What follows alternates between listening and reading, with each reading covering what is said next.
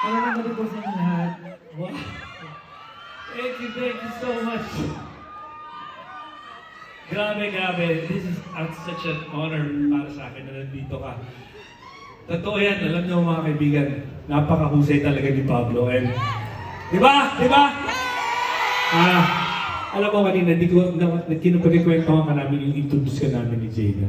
Totoo niyan, mas nauna akong naging fan ng SB19 kaysa kay Jada. Totoo ba yun? Totoo yan, totoo. Kasi di ba ako una nagbigay ng award sa inyo nung sa Wish? Yung first award niyo nun. Nung nakita ko yung performance niyo doon, sabi ko, sino tong grupong to? Tapos ni-research ko, tapos nakita ko, ang gaganda ng mga kanta niyo. Tapos nung nalaman ko, sino yung songwriter, sino yung sumusulat? Pala si Pablo.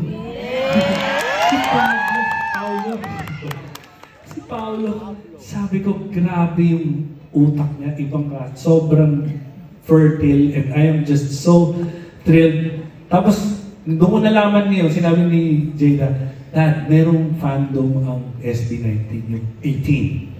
Okay, sabi ko, di 18 na rin ako, talaga, kasi talaga, I'm so proud of you guys, not just you, but the entire group. Kasi what you're doing, you're representing the Philippines sa global stage. Ibang ginagawa ng SB19. You guys, kaya talagang sinabi kong P-pop legend, totoo yun. Ibang-iba na ang generation nung panahon namin noon.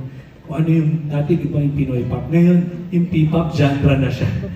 Parang hindi naman nalalayo, di ba?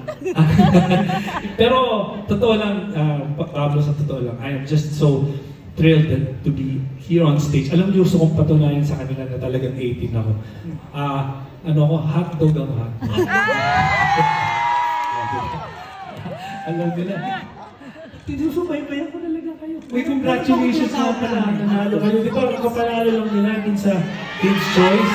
Congratulations sa Nickelodeon. Alam ko. Dahil naman sa kanila yun siya. Oo, alam ko naman dahil naman sa 18. Mahalima. Di ba? Oo. Pero gusto ko lang patunayan na talagang 18 ako. Okay lang. Meron lang akong gustong gawin kasi nandito